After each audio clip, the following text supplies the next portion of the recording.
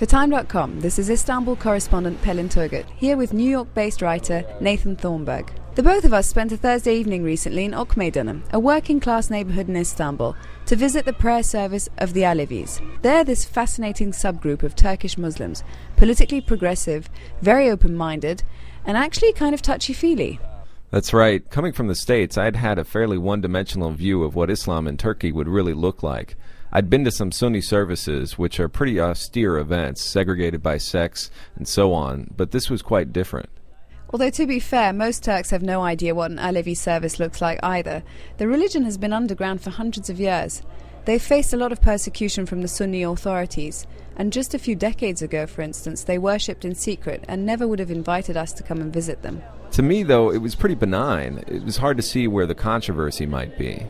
It might seem like a normal scene to you, but this is a Muslim house of worship. Having teenage boys and girls flirting in the lobby, women in jeans with their hair uncovered, all this is pretty unorthodox. That's right. There were sermons, songs, some call and response sessions. It did feel a little like Sunday in a Baptist church.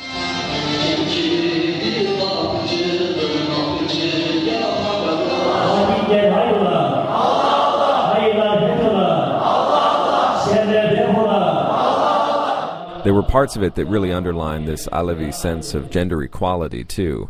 Not only do some of them sit in mixed groups, but there are egalitarian rituals like the hand-washing, where a teenage boy washes a girl's hands, and vice versa. It's tempting to call them New Agey, but Alevism is actually incredibly old. Many of the elements in the service we saw are pre-Islamic, from when the Turks were nomadic horsemen in Central Asia. Like the layered dress of the Central Asian steppes they're wearing, they worship in a circle as if they were still in their traditional yurts. Yes, Alevis worship the Prophet Muhammad, and like Shiite Muslims, they follow his son-in-law Ali. In fact, Alevi means supporter of Ali. But they also think all religions have their valid points, and they call conservative Islam backwards. They live partially by the rules of the Quran, and partially by their own Alevi aphorisms.